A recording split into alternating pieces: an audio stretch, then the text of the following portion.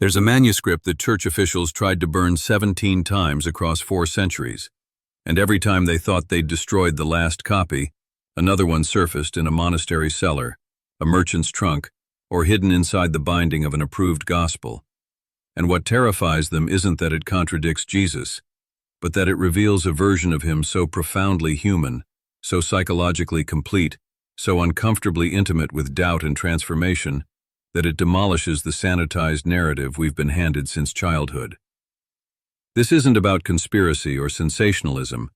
This is about a text so dangerous to institutional power that possessing it could get you executed as a heretic, not because it denies Christ's divinity, but because it shows how that divinity was earned through a process of brutal self-confrontation that most people will never have the courage to face. The document is called the Gospel of the Hebrews, though fragments of it appear under different names across early Christian writings.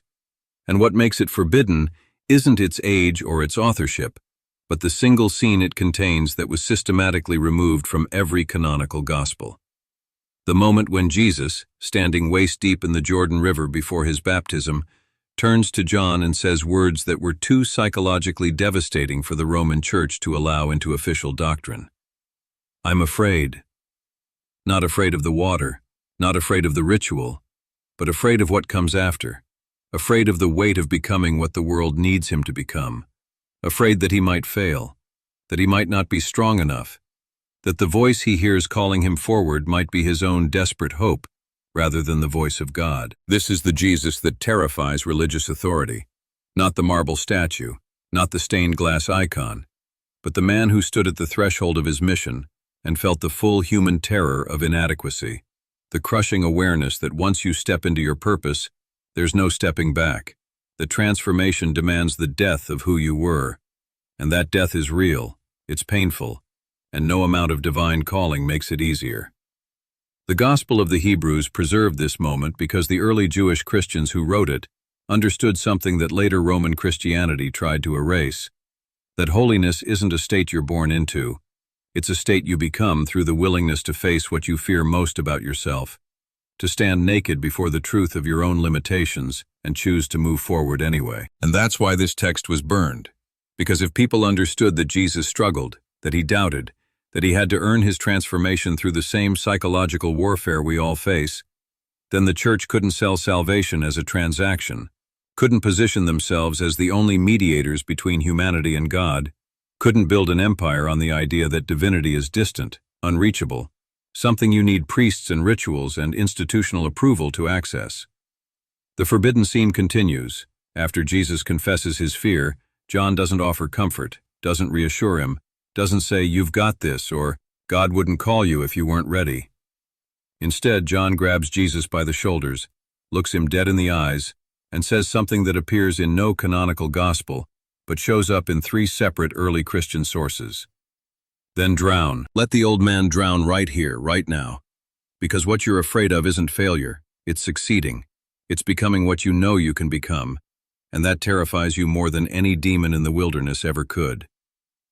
This is the baptism that was removed from history, not a symbolic washing, not a religious ceremony, but a psychological execution where Jesus had to consciously choose to kill the man who doubted, who feared, who wanted an easier path, and allow something larger to take control. The text describes what happened next in language so visceral it feels almost violent. "And he descended beneath the waters and stayed there until John feared he would not rise. And when he broke the surface, the man who came up was not the man who went down, for his eyes held the terrible peace of one who has died and returned, who has seen the other side of fear and found that on the other side there is only love, only purpose, only the blazing certainty that every human soul is capable of this same transformation if they're willing to pay the price." The early church fathers who encountered this text understood immediately why it couldn't be allowed to spread, because if transformation is available to everyone through the same process of confronting fear and choosing death of the old self, then what power does the church have? What control can they maintain if every individual has direct access to the same transformation Jesus experienced? So they did what power always does when confronted with truth that threatens its authority. They burned the text. They declared it heretical. They hunted down every copy they could find, and they rewrote the baptism scene into something safe, something passive, something where Jesus just shows up already perfect, already divine, already beyond human struggle, and the heavens open and a voice declares him the Son of God without any of the psychological warfare that the original text described. But here's what they couldn't erase, what shows up in fragments across writings they couldn't destroy because those writings were already too widely distributed. The fact that immediately after the baptism, Jesus goes into the wilderness for 40 days, and the canonical Gospels tell us he was tempted by Satan, but they never explain what those temptations actually were. They just give us 3 little symbolic tests about bread and power and throwing yourself off buildings. Neat little theological illustrations that completely miss the psychological truth of what 40 days alone in the desert after a transformative death experience actually does to a human consciousness. The Gospel of the Hebrews fills in what was removed, and what it describes isn't Satan as an external demon, but as the voice of the old self, the psychological residue of who Jesus was before the river, coming back stronger than ever with every doubt he thought he'd drowned, every fear he thought he'd surrendered, every human attachment he thought he'd released. The text describes Jesus hearing his own voice, not some demonic tempter, but literally his own thoughts, saying, "You don't have to do this. You can go back to Nazareth, marry, have children, live a normal life. This calling you feel, this mission you think you have, it's just ego, just grandiosity, just the delusion of a man who wants to be special. Go home, be normal, be safe. Let someone else save the world." And the genius of the forbidden text is that it doesn't present this as wrong or evil. It presents it as the most seductive truth there is, because it would be easier, it would be safer, it would spare Jesus and everyone he loves from the suffering that his path will bring. The psychological warfare of those 40 days, according to the suppressed gospel, wasn't about resisting evil. It was about continually choosing the harder path when the easier path kept making more and more sense, kept feeling more and more compassionate, kept seeming more and more rational. This is the transformation that Christianity removed from its own story, the part where divinity isn't bestowed, it's earned through the willingness to keep choosing growth over comfort, even when growth feels like self-destruction, even when everyone around you is telling you you're going too far, even when your own mind is begging you to stop. The text describes Jesus carving words into the desert rock with a sharp stone, the same sentence over and over until his hands bled. "I am not who I was. I am not who I was. I am not who I was." Not an affirmation, not a prayer, but a psychological warfare tactic, a way of programming new identity into consciousness through sheer repetitive will. Because the old identity doesn't die easy, it fights for survival. It uses every tool of logic and emotion and memory to pull you back into familiar patterns. And here's where the forbidden gospel becomes truly dangerous to institutional religion.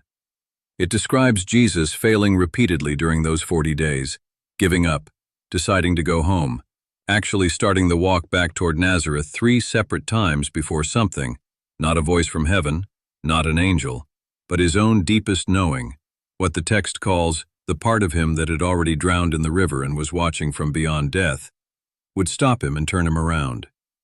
This isn't the Jesus of Sunday school. This isn't the Jesus of theological certainty. This is a man at war with himself, a consciousness fragmenting and reforming, a human being discovering that transformation isn't a single moment of decision, but 1,000 moments, 1,000 choices to continue dying, 1,000 small deaths that eventually add up to something that looks like resurrection. The reason this narrative was systematically destroyed is because it's too real, too psychologically accurate, too honest about what spiritual transformation actually requires, and if the church admitted that Jesus struggled this much, that his transformation was this hard-won, this uncertain, this human, then they'd have to admit that transformation for everyone else is equally difficult, equally uncertain, equally dependent on personal choice rather than institutional mediation. The Gospel of the Hebrews goes on to describe what happened when Jesus finally returned from the wilderness, and this is where the text becomes almost unbearable in its emotional honesty. It says that the first person he encountered was his mother Mary, and she didn't recognize him, not because he looked different physically, but because something in his eyes had changed so fundamentally that she experienced him as a stranger. And she actually backed away from him in fear before he spoke her name, and she realized who he was. and then she collapsed weeping, because she understood that her son had gone into the wilderness, and a prophet had returned, that the boy she raised was gone forever. That transformation always requires this kind of loss, this kind of grief, even when it's sacred, even when it's necessary, even when it's what saves the world. The text includes a line that was quoted by 3 early church fathers before it was declared forbidden. And Mary said to him, "Why do your eyes hold such terrible sadness?" And he answered, "Because I have seen what must be done, and I have seen that love requires it, and I have seen that I am the one who must do it, and I have seen that everyone I love will suffer because I love them." This is the Jesus that institutional Christianity cannot allow, not because it's blasphemous, but because it's too human, too psychologically complete, too honest about the fact that following your deepest purpose will cost you everything you thought you couldn't live without, including the comfort of the people you love most, including their ability to understand you, including sometimes their ability to even recognize who you've become. The forbidden text describes Jesus spending his entire ministry trying to teach this same transformation to his disciples, not through doctrine or theology, but through direct experience, constantly pushing them into situations where they'd have to confront their own fears, their own limitations, their own attachments. And the text makes clear that most of them never got it, never made the full transformation, never paid the full price. They wanted the miracles, they wanted the authority, they wanted the power of association with a prophet, but they didn't want the death that makes resurrection possible. There's a scene in the Gospel of the Hebrews that appears nowhere in canonical scripture, but was referenced by Origen and Clement of Alexandria before the text was suppressed.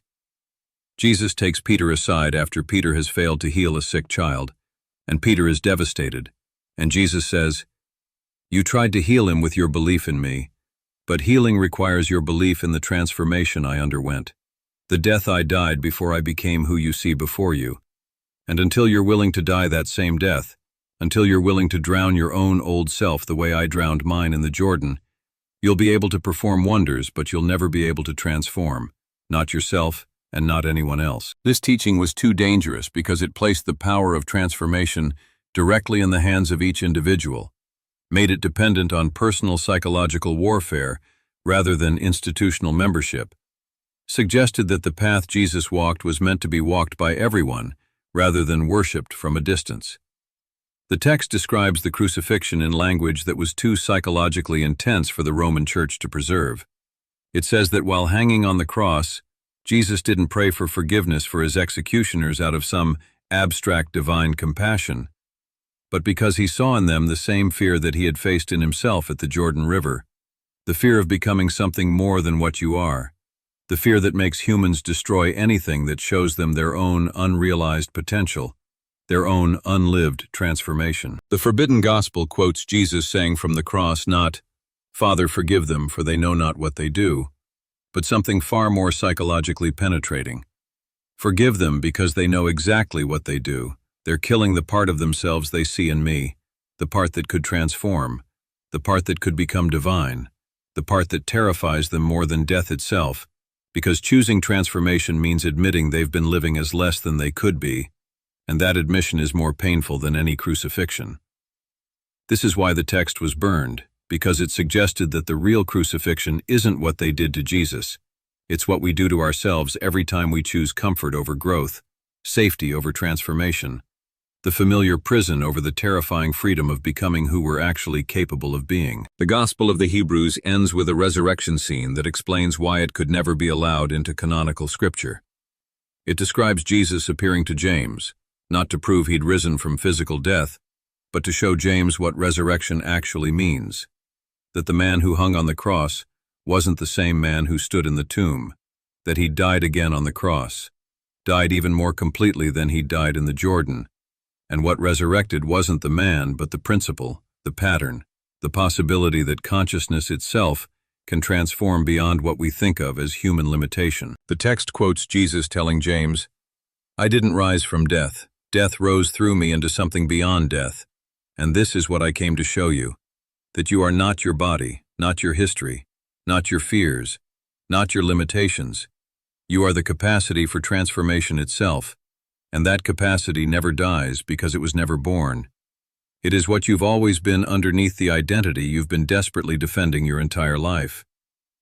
The reason you've never heard this teaching, the reason these words were hunted across continents and burned in every language they appeared in, is because they dissolve the power structure that Christianity became. If transformation is an internal process available to everyone through confronting fear and choosing death of the old self, then what do you need the church for? What do you need priests for? What do you need rituals and doctrine and institutional authority for? The forbidden text was destroyed because it returned spiritual power to the individual, made transformation a psychological science rather than a religious mystery, suggested that what Jesus did, we can all do, not by believing in him, but by undergoing the same process he underwent, the same death he died, the same resurrection he embodied. And perhaps the most forbidden aspect of the entire text is that it ends with Jesus telling James that this transformation isn't optional, that eventually every consciousness will undergo it, whether in this life or across countless lives, because transformation is what consciousness does. It's the fundamental pattern of existence itself, and you can resist it, you can delay it, you can build entire civilizations designed to avoid it, but ultimately you can't escape it because it's not a religious demand, it's a psychological inevitability. You either transform consciously through courage or unconsciously through suffering, but transformation comes for everyone, and the only choice you have is whether you'll walk into the river willingly or wait until life throws you in.